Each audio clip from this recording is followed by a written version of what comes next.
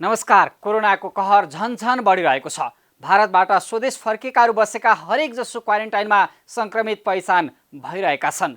तर उनीहरू बसिरहेको ठाउँ र अवस्था हेर्दा लाग्छ ती क्वारेन्टाइन नागरिकलाई सुरक्षित र संक्रमणमुक्त गर्न होइन, सार्न बनाएका त होइनन्।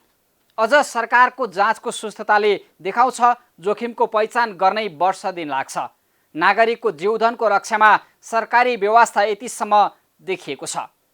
क्वारेन्टाइनमा बसेर नेगेटिभ रिपोर्ट आयो भन्दै घर पुगेका नागरिकहरू मर्छन् अनि मृत्युपछि गरिने पिसिआर रिपोर्ट पोजिटिभ आउँछ। आरडिटी किटको जाँच र यसैमा सरकारले गरिरहेको जोडबलले त कोरोना नेगेटिभ भन्दै घर घरमा पठाइएका व्यक्तिहरूबाटै देशभर कोरोना विस्तार हुने त होइन भन्ने त्रास थपिएको छ। अझै सरकारले कार्यविधि परिवर्तन गरेर नयाँ टेस्टिङ गाइडलाइन्स ल्याएको नाममा भन्दैछ क्वारेन्टाइनमा बसेका सबैको पिसिआर परीक्षण नगर्ने। क्वारेन्टाइनमा बस्नेको सङ्ख्या अत्यधिक बढेको र प्रयोगशालामा धेरै नमुना होल्ड भएको कारण सरकारले नयाँ टेस्टिङ गाइडलाइन ल्याएको र ल्याउनु परेको रे।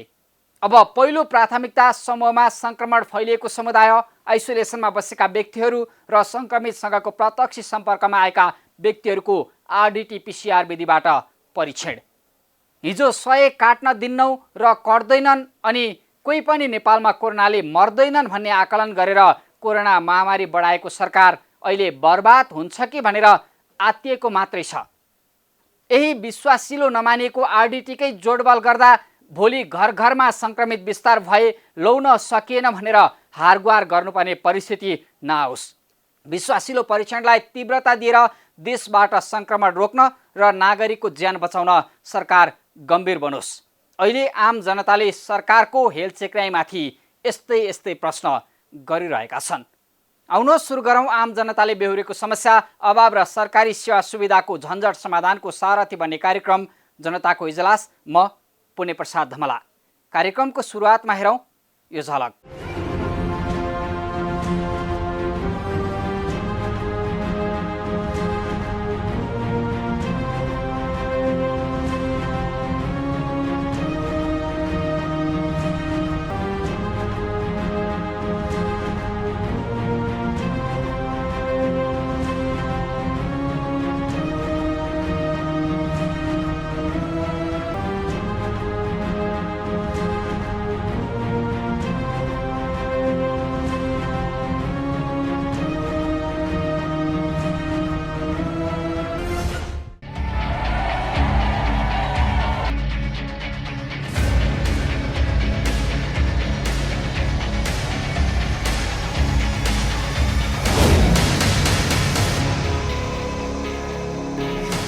स्वागत छ कार्यक्रम जनताको इजलासमा।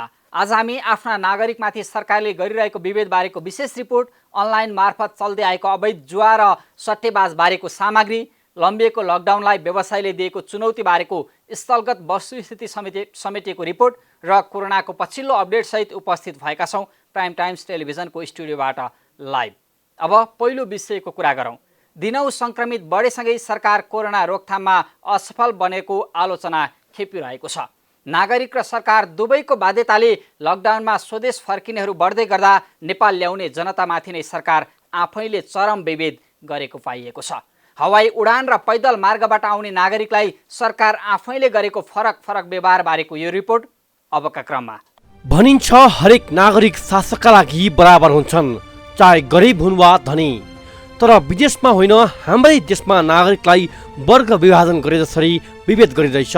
कोरोनाको महामारीसँगै देश लकडाउन छ अनि विदेशमा अलपत्र परेका नागरिकहरू स्वदेश फर्किरहेका छन्। उनीहरू भन्दैछन् जे जस्तो दुःख कष्ट सहनु परे पनि आफ्नै देशमा भोग्न चाहन्छौँ। तर आफ्नै नागरिकको हार गुहारलाई सुन्न र समस्याको समाधानमा गम्भीर बन्न नसकेको सरकार कोरोना रोकथाम तथा उपचारमा समेत कमजोर देखिएको छ। सबै नागरिकमाथि समानताको व्यवहार गर्न समेत सरकारले सकेको छैन। छिमेकी राष्ट्र भारत हुँदै स्वदेश फर्किएका र हवाई उडान मार्फत देश फर्किएका नेपालीहरूमाथि आफ्नै देशको सरकारले गरेको यो विभेद एकपटक हेर्नुहोस्।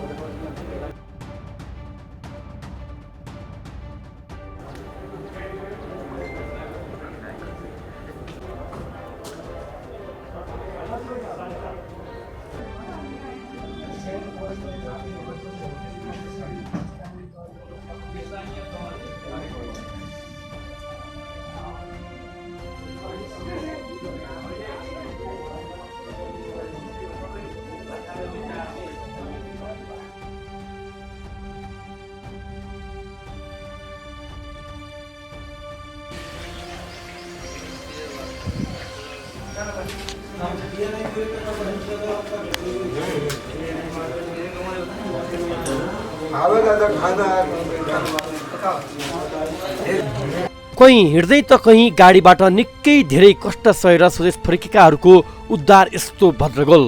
आउने क्रममा प्रहरीको लाठीचार्ज सहनु पर्ने, बल्ल तल्ल स्वदेश भित्रियो बस्ने क्वारेन्टाइन र खाने बस्ने व्यवस्था नै भद्रगोल यो दृश्यले आफै देखाइरहेको छ। सरकार आफ्नै नागरिकको समस्यामा गम्भीर छैन। खुल्ला आकाशमा बस्नुपर्ने, छाप्रोमा सुत्नुपर्ने भारत हुँदै नेपाल भित्रेका यी नागरिकको पीडा एकपटक हेर्नुहोस् त।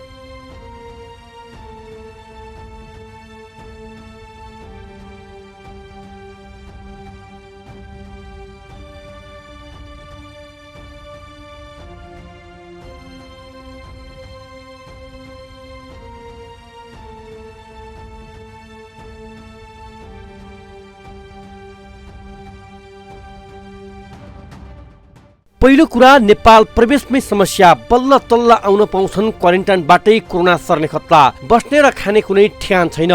भारत हुँदै नेपाल भित्रेका अधिकांश नागरिक यो पीडाबाट गुज्रिएका छन्। यता भारत बाहेकका देशबाट नेपाल आउने नागरिक भने सरकारको मेजमानीमा छन्। कोरोनाको कहर सुरु भएसँगै चीनबाट विद्यार्थीहरूको उद्धार भयो। उनीहरूलाई सुरक्षित तरिकाले भक्तपुरको खरिपाटी स्थित व्यवस्थित क्वारेन्टाइनमा राखेर सम्मानपूर्वक विदाई गर्दै घर पठाइयो। यो हेरौँ।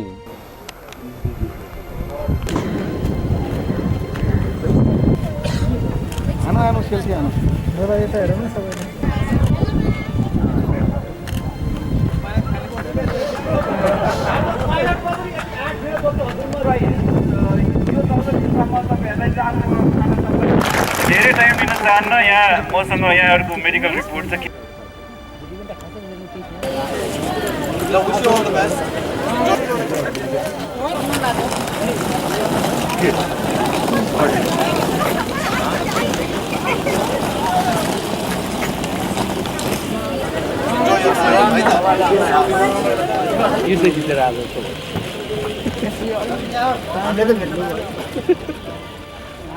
यतिमा मात्रै सीमित भएन। सरकारले आफ्नै नागरिकमाथि गरेको विभेद। म्यानमार, युएई, मलेसिया, खाडी, अस्ट्रेलिया लगायतका देशबाट प्लेन चढेर स्वदेश फर्किने क्रम सुरुवात भएसँगै अर्को विभेदको झल्को देखिन थाल्यो। प्लेन चढेर विमानस्थल झरेकाहरू नेपाली सेनाको स्क्रिप्टिङमा व्यवस्थित र सुविधायुक्त होल्डिङ सेन्टरमा पुर्याइए। यसरी आउनेलाई क्वारेन्टाइनमा बस्न होटल क्वारेन्टाइनको सुविधा होला। समस्यामा पर्यो भन्दै प्लेन चढेर नेपाल आउनेले पैसा खर्च गरे होलान्। उनीहरूले भारतबाट आउने भन्दा टन्न कमाए पनि होलान्। तर सङ्कटको बेला राज्यले पैसा हुने वा नहुनेको नाममा खर्च बेहोर्न नसक्ने नागरिकका नाममा किता काट गरेर गरेको व्यवहार भने असह्य छ। सरकार कोरोना नियन्त्रण, उपचार, क्वारेन्टाइन निर्माण र राहत वितरणमा 9 अर्ब 87 करोड रुपियाँ खर्च गरेको दावी गरिरहेको छ। तर कोरोना रोकथाम त परको कुरा, भारत हुँदै नेपाल आएर क्वारेन्टाइन र आइसोलेसनमा बसेकाहरूको बिजोग अवस्थाले देखाउँछ सरकार आफ्ना नागरिकको जीव धनको रक्षामा गम्भीर होइन बेमतलबी देखिएको छ भन्ने। संघीय सरकारले तेस्रो मुलुकका नेपालीको उद्धारका नाममा आफ्नै जनतामाथि चरम विभेद र अन्याय गर्दै गर्दा अधिकांश प्रदेश यति बेला कोरोना रोकथाममा असफल बनेका छन्। प्रभावकारी योजना र जोखिमको आकलनमै चुकेको केन्द्र सरकार मात्रै होइन, प्रदेश र हरेक स्थानीय तहले भारतबाट आएका र तेस्रो मुलुकबाट आएका आफ्नै नागरिकमाथि विभेद गरेको दृश्यहरूले कम्युनिस्टको समानताको नारालाई फगतको गफ जस्तै बनाइदिएको छ। सङ्कटको बेला शासकहरूले सबै नागरिकलाई समान अभिभावकत्व दिन सक्नुपर्ने हो। पैसा हुने र नहुने बीचको किताकाट गराएर विभेद गर्ने सरकार समानताको हक कार्यान्वयनमा गम्भीर बनोस् र बन्नुपर्छ। अब अर्को विषय, इन्टरनेट बैंकिङ अर्थात् अनलाइन कारोबारको सुविधाले नेपालमा लाखौं व्यक्तिहरू यो सेवामा जोडिएका छन्। तर यही इन्टरनेट प्रणालीको कमजोरीको फाइदा उठाउँदै केही अपराधिक गिरोहले गलत धन्दा चलाएको बारे सेवा प्रदायक र सरकार दुवै गुमनाम छन्। 1xbet.com ले अनलाइन क्यासिनो अनि बेटिङ मार्फत अवैध धन्दा चलाइरहेको बारेको यो रिपोर्ट अब हेरौँ। नेपालमा क्यासिनो खेल्न मात्रै होइन, प्रवेश गर्न समेत नेपालीलाई प्रतिबन्ध छ। तर यहाँ घरमै बसेर अनलाइन क्यासिनो, विभिन्न खेलमा बेट राख्ने काम धमाधम भइरहेको छ। इन्टरनेट बैंकिङ प्रणालीका कारण बिजुलीको बिल तिर्नेदेखि मोबाइल रिचार्ज, हवाई यातायातको टिकट लगायतको भुक्तानी सुविधा पाउन सकिन्छ। यसैका कारण हजारौं सर्वसाधारणको महत्त्वपूर्ण समय खेर जानबाट बचेको पनि छ। अहिले नेपालमा लाखौं व्यक्तिले इन्टरनेट बैंकिङको प्रयोग गरेर एउटा एकाउन्टबाट अर्कोमा सजिलै इन्टरनेट प्रणालीबाट रकमान्तर गरिरहेका छन्। तर यही इन्टरनेट प्रणालीको कमजोर फाइदा उठाउँदै केही अपराधिक गिरोहले भने गलत धन्दाको लागि यो सुविधाको दुरुपयोग गर्दै आएको रहस्य बाहिरिएको छ। विलासी हैन एउटा चाहिँ लोभले लाभले बिलाप भनेर चाहिँ हामीले चाहिँ पैसा फ्याँकिरहेको हुन्छौँ। यस्तो हुन्छ कि अनलाइन बेडमा चाहिँ हामीले चाहिँ पैसा गएको देख्दैनौँ तर आएको देख्छौँ होइन, आएको हिसाब गर्छौँ तर गएको हिसाब गर्दैनौँ। त्यसले गर्दा चाहिँ हामी चाहिँ जितेको रकमलाई चाहिँ निकालिहालौँ होइन, विड्रल गरिहालौँ होइन, त्यही आइडीमै रह्यो भने चाहिँ हामी फेरि खेल्छौँ। राष्ट्रिय तथा अन्तर्राष्ट्रिय खेलमा हुने सट्टेबाजी धन्दा होस् वा क्यासिनोमा हुने अनलाइन जुवा, अहिले यी गैरकानुनी धन्दामा इन्टरनेट बैंकिङ सेवाको दुरुपयोग भइरहेको छ। इन्टरनेट बैंकिङ सेवा मध्ये सबैभन्दा बढी प्रधानमन्त्री केपी शर्मा ओलीका आइटी सल्लाहकार अजगर अलीको यी सेवा अपराधिक गिरोहले बढी दुरुपयोग गर्ने माध्यम बनेको छ। यस्तै गैरकानुनी धन्दाको रकमान्तरमा विभिन्न बैंकहरूले समेत साथ दिँदै आएका छन्।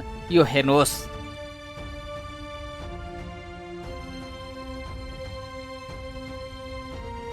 यो गेम खेल्दै पैसा कमाउँदै गर्ने यो बेटिङ कम्पनीको बारेमा आज तपाईहरुको लागि यो भिडियो लिएर आएको छु। टाइप अफ पेमेन्ट्स सिस्टम भनेको छ। सो पेमेन्ट सिस्टम यहाँनिर राम्रो सुलभ तरिकाले सजिलो तरिकाले तपाईँले यहाँनिर पेमेन्ट यहाँनिर डिपोजिट गर्न सक्नुहुन्छ। सो तपाईँको यहाँनिर फर्स्टमा रहेको छ ब्याङ्क ट्रान्सफर भनेको छ। सो ब्याङ्क ट्रान्सफरमा गएर तपाईँले यहाँनिर डिपोजिट गर्नुपर्ने हुन्छ। सो ब्याङ्क ट्रान्सफरमा गर्दाखेरि चाहिँ तपाईँले मिनिमम 2500 रुपियाँ चाहिँ एकपटकमा डिपोजिट गर्नुपर्ने हुन्छ भने तपाईको यहाँनिर खल्ती र ई सेवा रहेको छ। यसमा चाहिँ यी खल्तीमा चाहिँ 1000 पनि तपाईँले डिपोजिट गरेर गेम खेल्न सक्नुहुन्छ अथवा त्यसबाट तपाईँले जित्न सक्नुहुन्छ। त्यो आफ्नो ठाउँमा रह्यो, हार्न सक्नुहुन्छ। सो तपाईँले ई सेवा र ब्याङ्कबाट चाहिँ तपाईँले 2500 नै डिपोजिट गर्नुपर्ने हुन्छ। 1xbet.com को अनलाइन क्यासिनो अनि बेटिङको पैसा ट्रान्सफर गरेर गैरकानुनी धन्दालाई साथ दिएको ई सेवा गलत गतिविधि रोक्नुको साटो ई सेवा एकाउन्टबाट कारोबार भएको रकमको 13% कमिसन दिने लोभमा उल्टै एजेन्ट थप्नमा मात्रै व्यस्त छ। सरल र सहजताको लागि प्रयोग हुँदै आएको इन्टरनेट बैंकिङ सुविधा दुरुपयोग नगर्न सूचना मात्रै जारी गरिरहेको यी सेवा गैरकानुनी धन्दा गर्ने व्यक्तिको पहिचान र प्रमाण हुँदाहुँदै आफ्नो संस्था बदनाम हुने डरले कारबाही गराउनबाट बचाउन सक्रिय देखिएको छ। यो हेरौँ।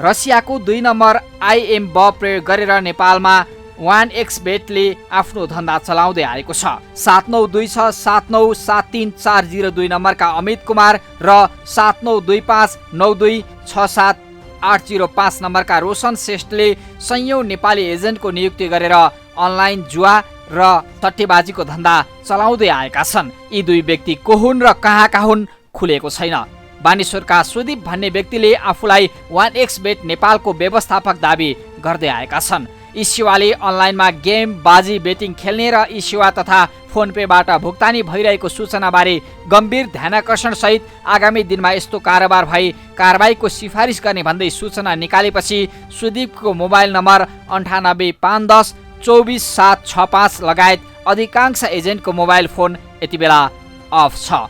यो पनि सुनौ। माफ गर्नुहोला, तपाईले सम्पर्क गर्न खोज्नु भएको मोबाइलको स्विच अफ गरिएको छ।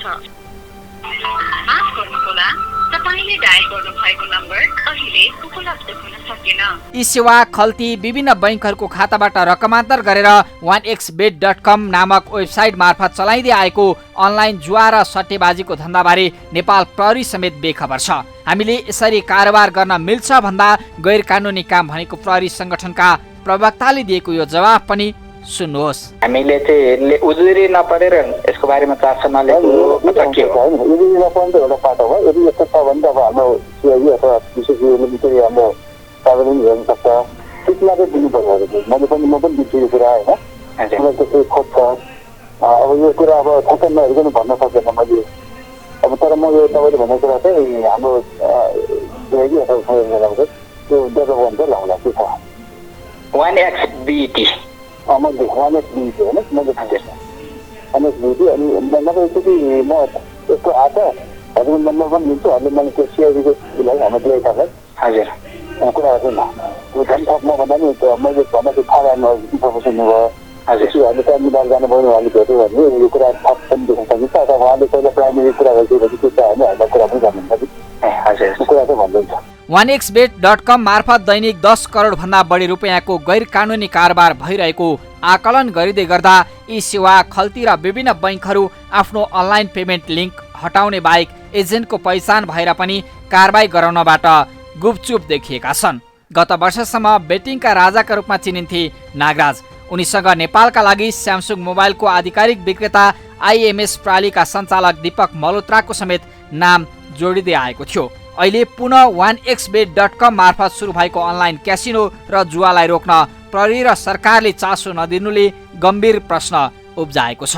चाहे तारे होटलको क्यासिनो र सट्टेबाज होस् वा अनलाइनका नाममा हुँदै आएको जुवा र बेटिङ, नेपाली नागरिकका लागि यी सबै गैर कानुनी हुन्। अनलाइन क्यासिनो र गेमका नाममा आम नेपाली ठग्ने 1xbet.com र यसमा संलग्न सबै कारबाहीको दायरामा आउनुपर्छ। अब एकैछिन विश्रामपछि लकडाउनलाई चुनौती दिँदै व्यवसायीले पसल खोल्न थालेको स्थलगत वास्तविकताको खबर र कोरोनाको पछिल्लो अपडेट सहित उपस्थित हुनेछौँ। हामी सँगै रहनुहोला।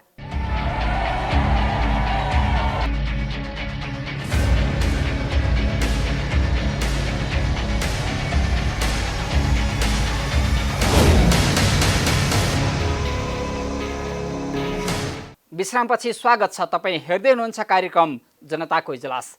लकडाउनको अन्तिम समय सीमा जेठ 32मा छ। सङ्क्रमण बढ्दै गर्दा यसपछि पनि लकडाउन खुल्ने छाँटकाँट छैन। विकल्परहित लकडाउनका कारण समस्यामा परेको भन्दै व्यवसायीले पसल खोलेर बन्दाबन्दीको अवज्ञा सुरु गरेका छन्। हेरौँ यो स्थलगत वस्तुस्थिति र व्यवसायको आवाज समितिको रिपोर्ट। सरकारले लकडाउनको अवधि थपेर जेठ 32सम्म पुर्याउने निर्णय गरे तापनि बिहिबारदेखि देशका विभिन्न सहरहरूमा लकडाउनको भद्र अवज्ञा सुरु भएको छ। काठमाडौँ उपत्यका, हेटौडा, विराटनगर, बुटोल लगायत देशका मुख्य सहरका साना व्यवसायीले बिहिबारदेखि पसलहरू खोलेर सरकार विरुद्ध मौन विद्रोह सुरु गरेका हुन्। व्यवसायीहरूले धमाधम व्यवसाय सञ्चालन गर्न थालेपछि कतिपय ठाउँमा व्यवसायी र प्रहरी बीच नै घम्साघम्सी भएको छ भने कतिपय ठाउँमा प्रशासनले लचकता अपनाएको छ। बुधबार साना उद्योगी तथा व्यवसायीहरूको संगठन नेपाल राष्ट्रिय व्यवसायी महासङ्घले पसल खोल्ने निर्णय गरेसँगै बिहिबार बिहानैदेखि अधिकांश व्यापारीहरूले पसलमा आउने ग्राहकको तापक्रम नापेर मास्क र सेनिटाइजर लगाउन दिएर सुरक्षा सावधानी सहित पसल प्रवेश गराएका हुन्।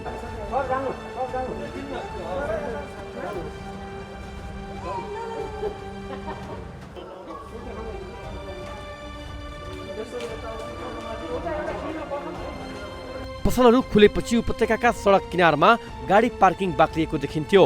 सडकमा घुर्ने सवारीको संख्या पनि उल्लेख्य देखिन थालेको छ। व्यवसायीहरूले धमाधम व्यवसाय खोल्ने निर्णय गरेपछि बिहिबार उपत्यकाका 3 जिल्लाका प्रमुख जिल्ला अधिकारीहरूको बैठक नै बस्यो। तर व्यवसायीले सुरु गरेको भद्र अवज्ञालाई रोक्न सक्ने स्थितिमा प्रशासन देखिएन। बरु व्यवसायको समस्याबारे उच्च स्तरीय समिति र सिसिएमसीलाई जानकारी गराउने निर्णय गर्यो। सरकारले पटक पटक लकडाउन लम्बाइरहने तर लकडाउनको विकल्प नसोध्दा निम्न वर्गीय नागरिकको दैनिकमा सङ्कट थपिएको व्यवसायीहरूको गुनासो छ। मुख्य कुरो सरकारले जो 72-73 दिनदेखि लगातार चाहिँ लकडाउन गरिरहेको छ र आम व्यवसायहरू जुन मर्कामा परिरहनु भएको छ, बैंक किस्तादेखि लिएर घर भाडादेखि लिएर स्टाफहरूको खर्च मेन्टेन गर्न जुन असहज परिस्थितिको सामना भएको छ, राज्यले यसमा सम्बोधन गर्न सकिरहेको स्थिति छैन। त्यसकारण चाहिँ हामी सरकारको कामकाजलाई उल्लङ्घन गर्नुभन्दा पनि हाम्रो व्यवसायको रक्षाको लागि हामीले सरकारले ल्याएका नीति नियमलाई आज हामी तोड्न चाहिँ एउटा चाहिँ बाध्यता भएको छ। यसकारण चाहिँ हामी सबै व्यवसायीहरूले अब हामी चुप लाएर बस्न सक्दैनौँ। हाम्रो व्यवसाय जगाउनुपर्छ कि त सरकारले चाहिँ हाम्रो पसलको भाडाहरू दैनिक चाहिँ ताला चाबी हामी सरकारलाई बुझाउँछौँ। हाम्रो बैंकको किस्तादेखि घरबाट चाहिँ सरकारले मिना गर्नुपर्छ, छुट दिनुपर्छ। हामी लकडाउन पालना गर्न तयार छौँ।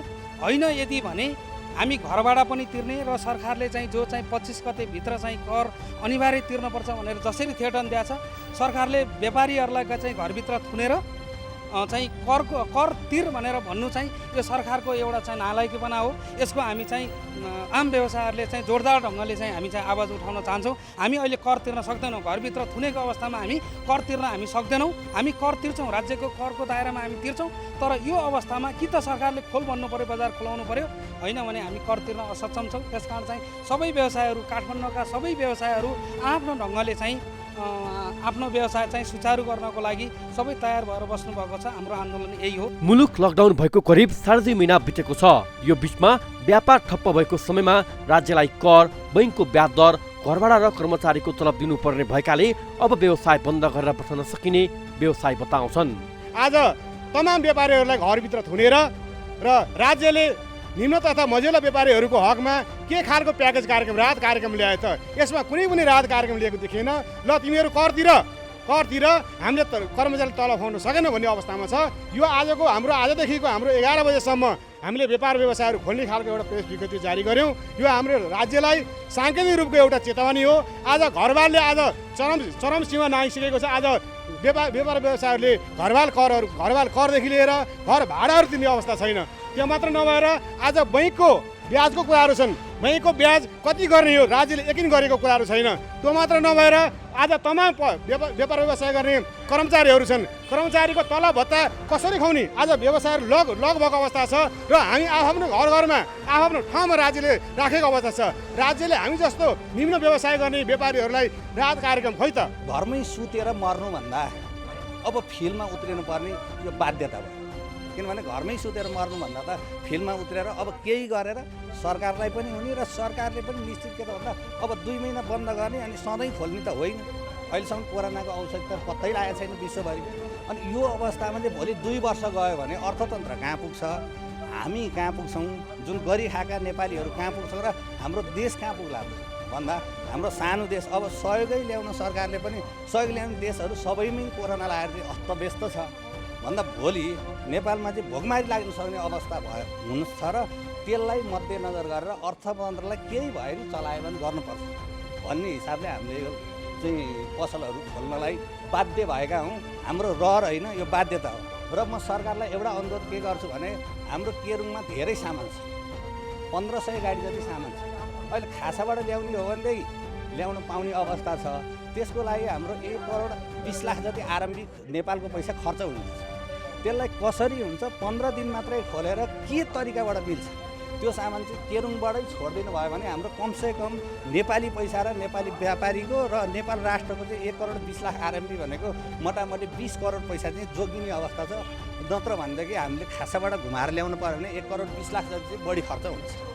त्यसलाई मध्यनजर गरेर चाहिँ केरुङको सामान यता छुटाइदिनलाई के गरी सामाजिक दूरी कायम गरेर उतैको ड्राइभर युज गर्ने कि 10-15 जनालाई पास दिएर कसरी हुन्छ? 1500 गाडी छ, त्यो सामान छुटाउनलाई पहल गरिदिनु हुन पनि म सरकारलाई हार्दिक अनुरोध गर्छु। केही दिन अघि सरकारले ल्याएको बजेटबाट व्यवसायलाई केही सहुलियत हुन्छ कि भन्ने अपेक्षा गरेका व्यवसायलाई सरकारको बजेटले निराशा बनाएको छ। लकडाउन निरन्तर लम्बिरहने, व्यापार व्यवसाय गर्नेलाई कुनै राहत प्याकेज नल्याउँदा व्यापारीहरू थप मारमा परेपछि पहिलो चरणमा दैनिक बिहान 8 बजेदेखि 11 बजेसम्म पसलहरू खुला गर्ने निर्णय व्यवसायले गरेका हुन्। तपाईँ हामी चाहिँ अहिले पटुका कसेर भोकै भित्र चाहिँ कोठामा बस्न बाध्य भइरहेका व्यवसायीहरूलाई अहिले 3टा कुरा खटिएको छ र यो विरोध गर्न चाहिँ हामी आएको होइनौँ र हामी सरकारको कुनै विरोधी पनि होइनौँ। सरकारलाई सहयोग पुगोस् भनेरै हामी आएका हौँ। हामीलाई पहिलो त ब्याङ्कहरूले अहिले चाहिँ ब्याज र किस्ता तिर भनेर चाहिँ एउटा ताकेता गरिरहेको स्थिति छ। अर्को भनेको घरबेटीहरूले घरभाडा तिर भनिरहेको स्थिति छ र अहिले अर्को भनेको तीमाथि पनि हामीले चाहिँ अहिले आफै पनि पालिनुपर्ने, जीविकोपार्जन गर्नुपर्ने स्थिति बनेको छ र सँगसँगै हामीले यी यावत कुराहरूलाई लिएर दिइसकेपछि हाम्रो मालवस्तुहरू स्टक रहेको छ। कतिपय मालवस्तुहरू केरुङमा रहेको छ, कतिपय यहाँको पनि गोदाममा थन्किएको छ, मुसाले खाइसकेको छ। हामी बाध्य भएर बसेका छौँ र हामीले यो सरकारलाई पनि अहिले चाहिँ कर तिर भनेर सरकारले पनि भनिरहेको स्थिति छ। यस्तो बेलामा चाहिँ अब व्यवसाय सञ्चालन गर्नुपर्छ, सामाजिक दूरी कायम गरेर हामीले चाहिँ अब व्यवसाय सञ्चालन गर्नुपर्छ, अर्थतन्त्रलाई यसलाई चलायमान बनाउनुपर्छ र यो चाहिँ एउटा चाहिँ कोरोनासँग चाहिँ हामीले प्रतिस्पर्धा गर्दै जित्दै हामीले सामाजिक दूरी कायम गरेर चाहिँ र अति आवश्यक स्वास्थ्य उपकरणहरू हामीले चाहिँ युज गरेर लगाएर चाहिँ अब हामी पसलहरू सञ्चालन गर्नुपर्छ र यसले चाहिँ सरकारलाई पनि फाइदा हुने हो। यो चाहिँ विरोध गरेको, यो विरोध स्वरूप गर्न खोजेको होइन, यो जीविकोपार्जन गरेको। बिहिबारदेखि पसलहरू खुल्ला भए पनि नेपाल सरकारले तोकेको कोरोना संक्रमण फैलिन नदिन अपनाउनु पर्ने सुरक्षा सतर्कता अपनाउँदै पसलहरू खुल्ला गरेको र लकडाउन उल्लङ्घनको रूपमा नभई जीविकोपार्जनका लागि पसलहरू खोल्न बाध्य भएको व्यवसायी बताउँछन्। यो सरसर्ती हेर्दाखेरि लकडाउनको अवज्ञा गरेको जस्तो, विरोध गरेको जस्तो हो, तर यो लकडाउनको अवज्ञा होइन जस्तो मलाई लाग्छ। अब सम्पूर्ण व्यवसायहरू अलिकति नेपाल सरकारले जुन किसिमको यो लकडाउन गर्दै गर्दाको अवस्थामा अलि लकडाउनको मोडालिटी चेन्ज गर्नुपर्ने थियो जस्तो मलाई लाग्छ, मेरो व्यक्तिगत धारणा हो। अब अहिले उपत्यकाको 3टै जिल्लामा जुन किसिमको एउटा व्यवसायलाई बन्द कोठाबाट चाहिँ ट्याक्सको विषयवस्तु छ, घरभाडाको विषयवस्तु छ, ब्याङ्कको ब्याजको छ, तपाईँको स्टाफहरूको जुन तलब भत्ताको कुराहरू छ, यी सम्पूर्ण कुराहरूले गर्दाखेरि अहिले व्यवसाय एकदम त्रसित रूपमा रहेको मैले पाएको छु। धेरै साथीहरूको भनाइअनुसार, धेरै साथीहरूको मैले जानकारी लिएअनुसार धेरै साथीहरू, सम्पूर्ण व्यापारीहरू, साना व्यापारीहरू, मझौला व्यापारीहरू, उद्योगीहरू अलि त्रसित अवस्थामा र मानसिक रूपमा चाहिँ पीडा खेपिरहेको अवस्था मैले देखेँ। त्यसले गर्दाखेरि अब यसलाई एउटा विरोध नमानिकन नेपाल सरकारको यसलाई सहयोगको रूपमा लिनुपर्छ जस्तो मलाई लाग्छ। जुन व्यवसायीले लकडाउनलाई अलिकति मोडालिटी चेन्ज गरेर, ढाँचालाई चेन्ज गरेर व्यापार व्यवसाय चाहिँ अलि सञ्चालन गर्न पाउँदाखेरि अर्थ जगत पनि चलायमान हुने किसिमले यसलाई चाहिँ सहज रूपमा र यसलाई यो किसिमले लिँदाखेरि यो चाहिँ लकडाउनको अवज्ञा हो जस्तो मलाई लाग्छ।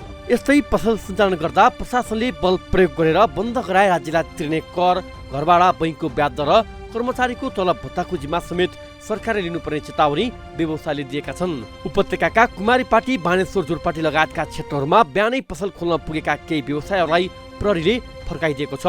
यद्यपि बिहिबारबाटै सबै क्षेत्रका पसलहरू खुल्ला गर्न महासङ्घले व्यवसायलाई आग्रह गरेको छ। सरकारले 2.5 महिनादेखि लकडाउन जारी राखे पनि लकडाउन बाहेकको विकल्प खुल्न नसक्दा आम सर्वसाधारणदेखि व्यवसायी मर्कामा परेका छन्, जसका कारण सरकारको रवैया र लकडाउनको विरोध हुन थालेको छ। यही व्यवसायबाट आफू र परिवार पाल्नुपर्नेहरूका लागि बन्दाबन्दीले ठूलो समस्या निम्ताएको छ। सरकारले समस्यामा परेका हरेक नागरिकलाई अभिभावकत्व दिन सक्नुपर्छ। अब नेपालमा कोरोनाको अवस्था के छ भन्ने बारे स्वास्थ्य तथा जनसङ्ख्या मन्त्रालयले दिएको पछिल्लो अपडेट यो हेरौँ। पछिल्लो अपडेट अनुसार डिस्चार्ज हुने व्यक्तिहरू 43 जना हुनुहुन्छ, जो धरानबाट 3 जना डिस्चार्ज हुनुभएको हो। उहाँहरू सबै झापाका हुनुहुन्थ्यो। 15 देखि 45 वर्ष उमेरका व्यक्तिहरू सबै पुरुष र उहाँहरू 7औं देखि 11औं दिनमा डिस्चार्ज हुनुभएको हो। त्यसैगरी कोशी अस्पताल विराटनगरबाट 27 जना डिस्चार्ज हुनुभएको। उहाँहरू धनकोटा, खोटाङ, उदयपुर, मोरङ, सप्तरी, सुनसरी र झापाका हुनुहुन्छ। पछिल्लो तथ्याङ्क अनुसार 278 जनामा संक्रमण देखिएको छ।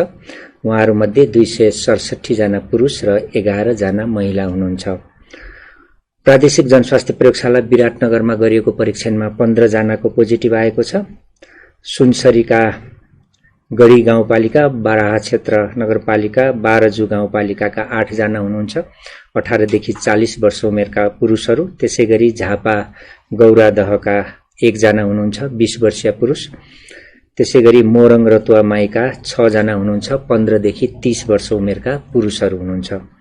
त्यसैगरी प्रादेशिक जनस्वास्थ्य प्रयोगशाला रूपन्देहीमा गरिएको परीक्षणमा 22 जनाको पोजिटिभ आएको छ। उहाँहरू मध्ये अर्घाखाँची सीतागंगाका 1 जना 36 वर्षीय पुरुष। त्यसैगरी नवलपरासीका 2 जना 21 र 32 वर्षीय पुरुष, पाल्पाका 1 जना 45 वर्षीय पुरुष, रूपन्देहीका सैनामैनाका 18 जना 48 वर्षीय महिला र 18 देखि 50 वर्ष उमेरका 17 जना पुरुषहरू हुनुहुन्छ। त्यसैगरी कीटजन्य रोग अनुसन्धान तथा तालिम केन्द्र प्रयोगशालामा गरिएको हेटौडामा गरिएको परीक्षणमा सिन्धुलीका 3 पाटनका र कमलामाई नगरपालिकाका 2 जना 1 जना हुनुहुन्छ, 17 र 25 वर्ष उमेरका हुनुहुन्छ पुरुषहरू। त्यसैगरी बाराका बारागढी गाउँपालिकाका 2 जना 26 र 27 वर्षीय पुरुष हुनुहुन्छ। त्यसैगरी गण्डकीमा गरिएको प्रादेशिक जनस्वास्थ्य प्रयोगशालामा गरिएको परीक्षणमा 2 जनाको पोजिटिभ आएको छ। उहाँहरू तनहुँ रिसिङका हुनुहुन्छ। यी र यस्ता कुनै पनि पीडा व्यथा समस्या अनि सरकारी निकायबाट दिने सेवा प्रवाहमा भए गरेका कमजोरीबारे कार्यक्रम जनताको इजलास मार्फत निरन्तर खबरदारी गरिरहनेछौँ। तपाईँ हामीलाई आफूले बेहोरेका समस्या र गुनासो स्क्रिनमा देखाएको टेलिफोन नम्बर वा इमेल ठेगानामा टिपाएर वा पठाएर समस्या समाधानको साझा आवाज बन्न सक्नुहुनेछ। हवस् त, आजका लागि जनताको इजलास यति नै। तपाईँ हामीलाई युट्युब मार्फत समेत हेर्न र फलो गर्न सक्नुहुनेछ। फरक विषयवस्तु र तपाईँहरूकै गुनासोसहित अर्को कार्यक्रममा पुनः उपस्थित हुनेछौँ। प्राइम टाइम्स टेलिभिजन हेर्दै रहनुहोला। नमस्कार।